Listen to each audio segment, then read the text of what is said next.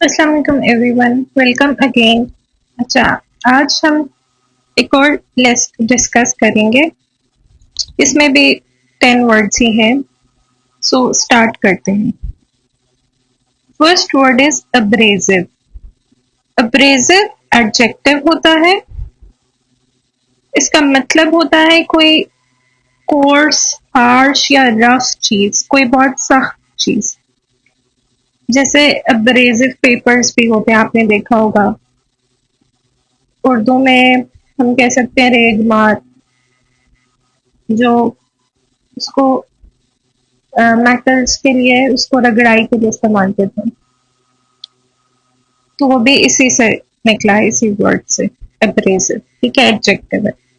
तो इसका एंटोनिम क्या होना चाहिए? डिलाइटफुल और प्लीजिंग।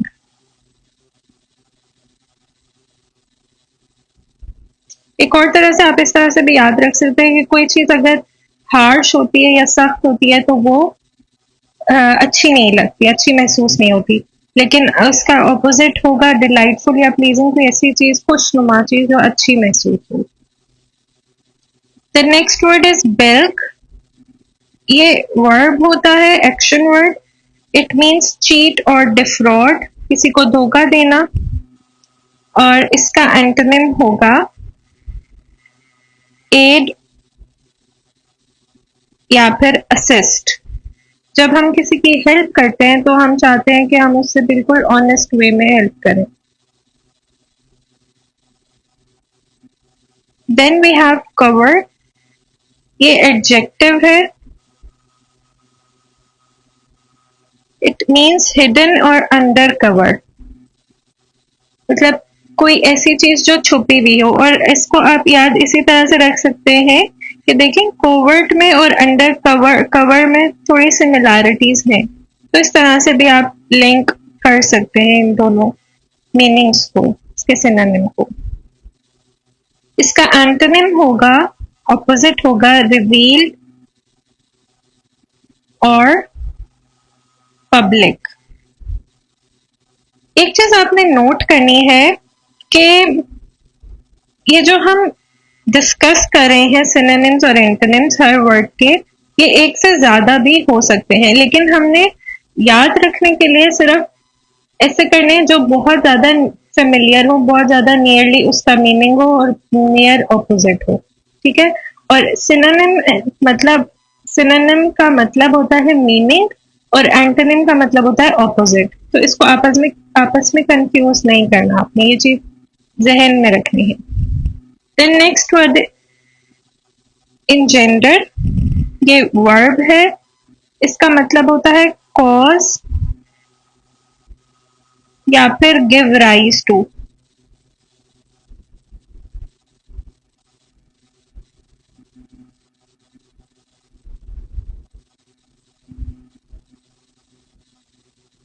इसका एंटोनिम होगा काम और डिस्करेज। और इसका मैं सेंटेंस बना के बताती हूँ आपको। ये सेंटेंस तो नहीं हो, एग्जाम्पल देती हूँ, उससे आपको इजीली याद रहेगा। Hated engenders violence।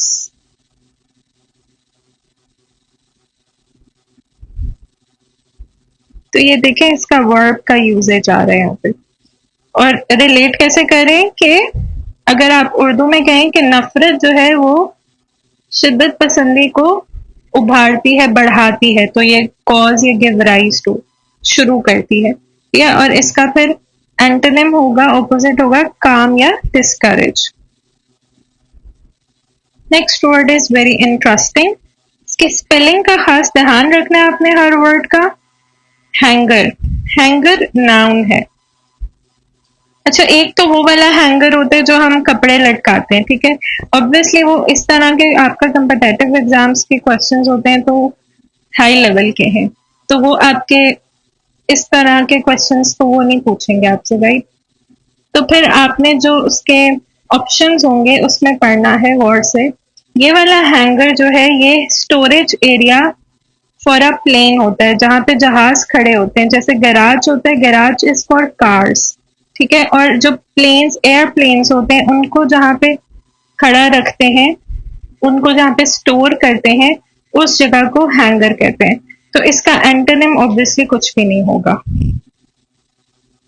Then next is knotty. Again इसकी स्पेलिंग का ध्यान रखना है। This knotty is an adjective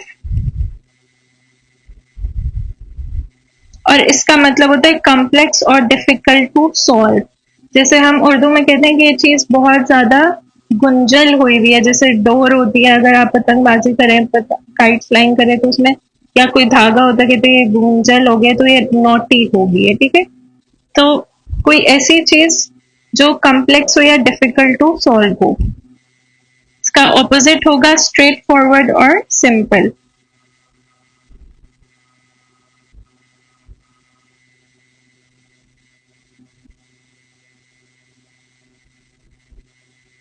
then we have nuance. ये नाउन है। इसका मतलब होता है समथिंग सटल और a fine shade of meaning, मतलब बहुत थोड़ा सा किसी चीज का एग्जैक्ट आइडिया देना, ठीक है। A fine shade of meaning, nuance. और इसका ऑपोजिट होगा इनकॉन्सिक्वेंस और इनसिग्निफिकेंट।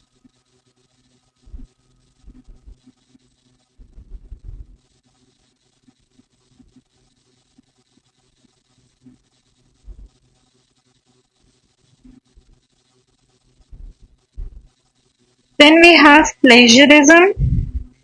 प्लेजरिज्म नाउन है और इससे तो सब फेमिलियर होंगे। ये एक थेफ्ट के तौर पे आजकल लॉ भी है कि प्लेजरिज्म नहीं करना चाहिए। अगर आप करते हैं तो फिर आपको उसके कॉन्सिक्वेंसेस भी फेस करने पड़ते हैं अगर वो प्रूफ हो जाए।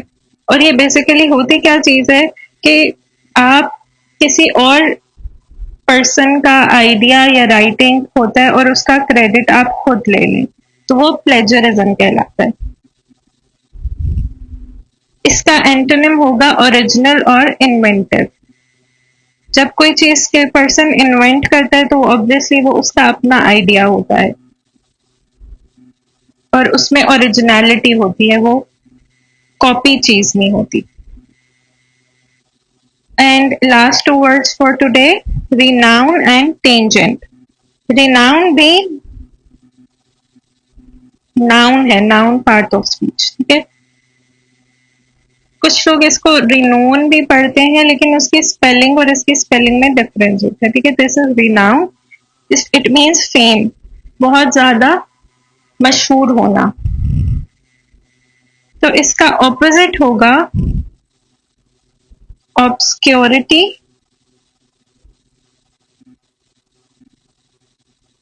या फिर एनोनिमिटी।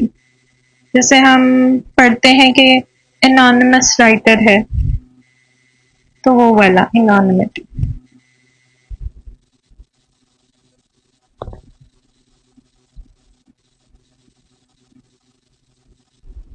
टेंजेंट भी नाउन है, it means going of the main subject.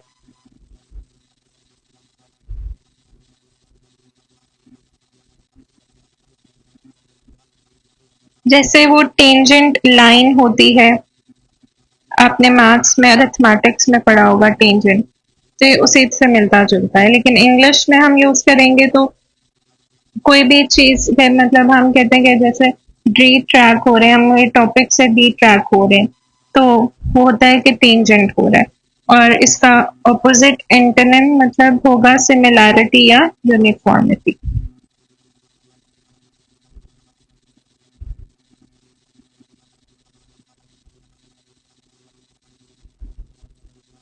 Okay, आज के लिए बस इतना ही था। टेक केयर, अल्लाह हाफिज।